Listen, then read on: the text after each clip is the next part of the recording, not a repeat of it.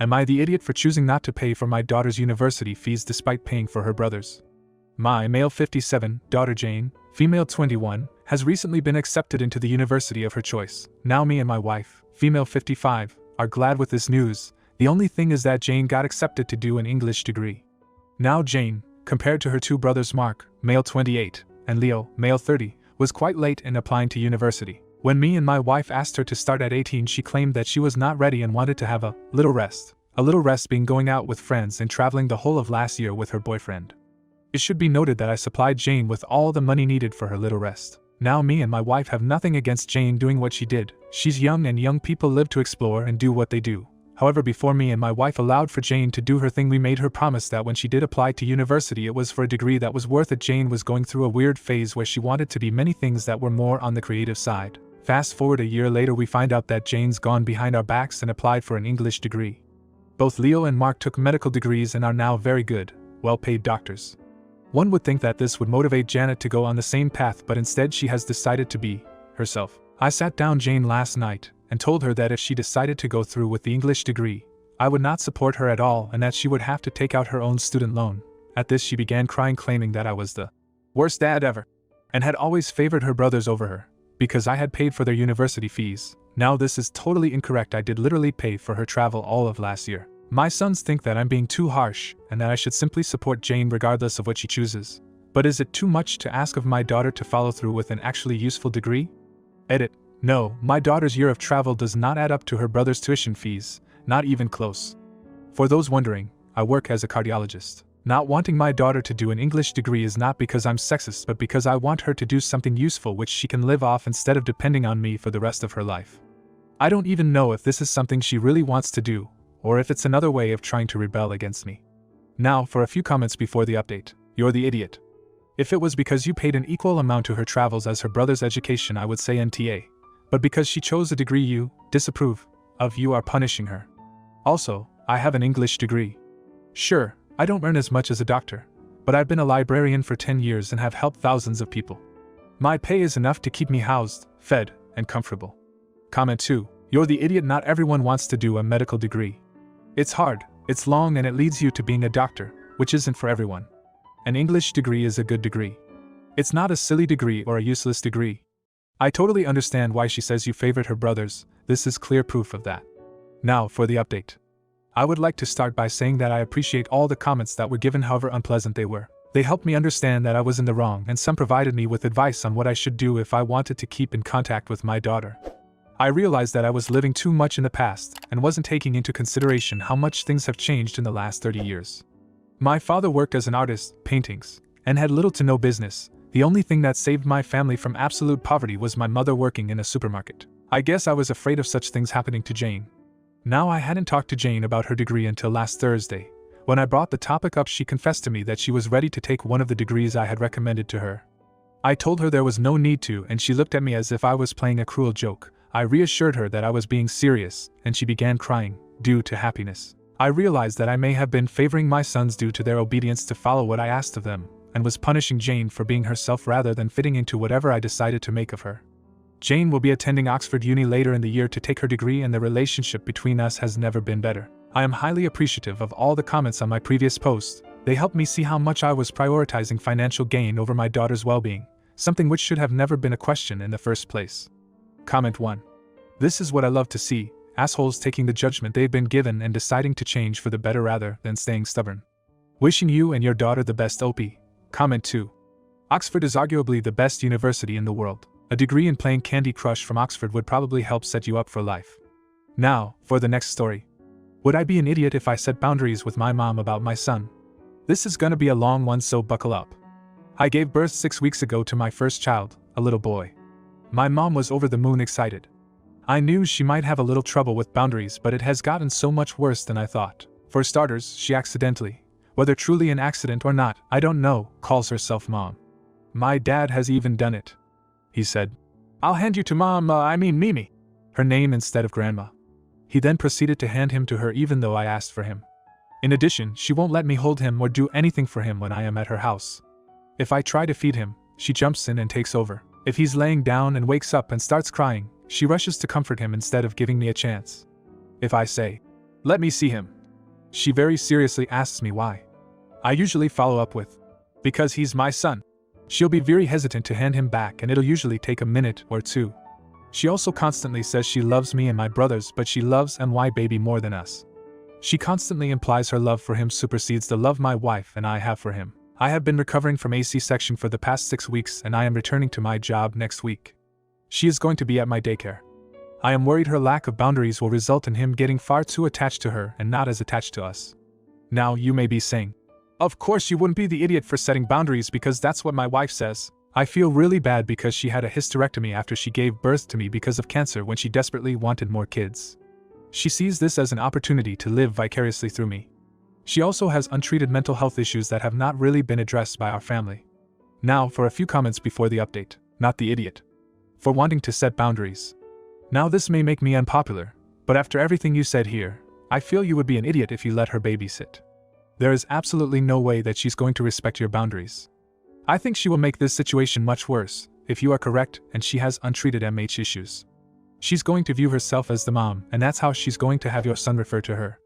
She's actually doing it right now, in front of you. You honestly believe she's going to do as you wish when you're not around to supervise them? If she is your daycare and this goes south, you will have only yourselves to hold accountable. Letting someone in her situation, with her frame of mind, watch your son is like leaving an addict, who is not in any treatment, with their favorite drug and expecting them to not use it because you told them not to.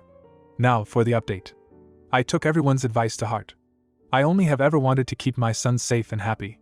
I sat my mom down with my wife and we tried to have a civil discussion about boundaries. She flipped the EFF out and started accusing us of taking him away from her. She said things like, "How do you expect me to just not love him?" We decided then we were gonna limit contact between him and her. We are financially in a place now where a licensed daycare is available to us, although since I receive WIC and other benefits I want to reach out and see if we can receive assistance at all. I have not taken him completely out of her life, however I am much more firm with her. Like some of you said, I demanded she change her nickname to Grandma instead of Mimi. I would repeat things firmly such as, "I am his mother and I am taking my baby now." However, she has not let up with her obsession over him. She regularly refers to him as our baby when bragging about him.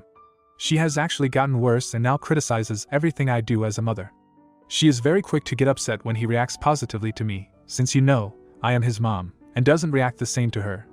I am considering going completely no contact with her for this reason. However, it may take a bit because I have to separate myself from her in a lot of ways. I just wanted to update and thank everybody for the advice. It really woke me up to the fact that I was thinking of her and her needs over the health and safety of my son. Edit. Alrighty, buckle up. I know everyone wants to know how much of a nightmare she is. Her and my wife work at the same job, should have mentioned that. It makes it way more complicated to separate from her. My wife is trans and is not out to anybody but me, my mom, and a few of her friends. Well, today my mother informed me, in confidence, that she outed my wife to her HR director. This is like a Lifetime movie, but it just keeps getting worse and worse. She put my wife's job at risk, making it so if she lost her job it would be harder for us to support our child. I think that she has a bigger plan for all of this. Comment 1. I'm sorry you are going through this. I had a similar experience with my mom, although my mom was pretty tame compared to yours. She started giving him a nickname that I hated and had to be very forceful about. I had to hammer home some boundaries which resulted in her crying to my dad and sister. Then I had to set my dad and sister straight too. It was an uncomfortable time. I ultimately threatened to move hundreds of miles away, and then everyone started to behave. I was consistent with boundaries and I think that's why everyone started to behave better with me and my son. Comment 2. Also make sure your daycare knows to never release your child to her even if she claims there has been an emergency. No contact I think is the best bet. And make sure actions have consequences if you eventually reallow contact. Every time you refer to Grandma as Mom we will immediately leave and you are on a 2-week timeout. Anytime you do not immediately hand over my son when I ask, we will leave and go no contact for a week. Etc. etc. You need to do this now before she could possibly try to sue for grandparent rights. Check your local laws. Now, for the next story. Am I the idiot for telling my sister she needs to pay for child care or I'm not going to her wedding? My 25, female, sister's wedding, 28, female, is in a couple months. She recently sent out inventions. I was invited as a regular guest, not a bridesmaid or MOH since we live a state apart, and obviously there's a certain level of involvement and time that goes into being part of a bridal party, which I understand. I want to be there for my sister and obviously I'd like to see her get married. But the problem is, I'm a single mom. My son is 6, and when he's not at school I need to be home watching him, so being out for hours at a time isn't really in the cards for me right now. My sister's wedding is child-free. Since it's taking place in her state, I need to commute, and I'd probably have to be gone from my house for 2 full days. I can't have my family watch my son since they'll all be at the wedding. And I don't really have friends who will babysit for 2 days. I contacted my sister and asked if she'd be willing to let my son come to the wedding with me, and explained he couldn't be left alone so young and that I didn't have anyone to watch him. She responded by telling me her no children policy was strict and she wouldn't make exceptions.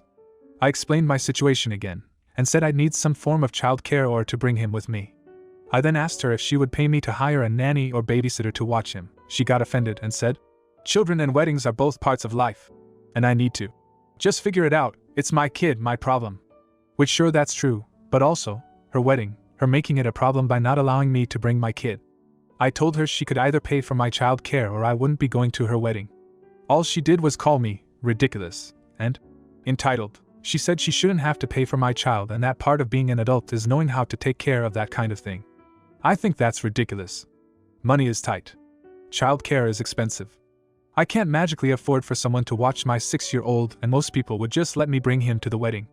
My sister says she's definitely not paying for child care, and I guess you're not going to the wedding then. My whole family is mad at me for not being there for my sister. Am I the idiot? Edit. I think some people are misunderstanding the post, so I'll be more clear. I'm not trying to force my sister to pay for anything, and it's totally fine if I can't come, she accepts that, and I just don't go. It only became a problem when my entire family came after me for not going to the wedding. I'm not mad at my sister for not paying, I'm mad at her for turning the family against me and saying, "Me doesn't want to come to the wedding," and complaining about me behind my back to my parents. She complained about me not going to the wedding as if I was purposely avoiding it. There's no updates, so here's the comments. You're the idiot. I get where you're coming from, but you went about this all wrong. I'm sorry, but it's not within my budget to travel so far and also arrange to pay for child care when I get there. I'll do my best. Full stop. Don't ask for handouts from a stressed out bride. Is that what people do? Good Lord. If she's gracious, she or the family will offer a solution. But you don't ask for that. That's where the entitlement came from. In the end, the kid is your responsibility, no one else's, not the idiot. She is right, your child, your problem. Your circumstances dictate that the only solution is staying with him, as all other alternatives she has rejected, so your problem, your solution, and if she doesn't like it, that's her problem. If you enjoyed today's video, don't forget to drop a like. It really helps the channel grow. See you next time.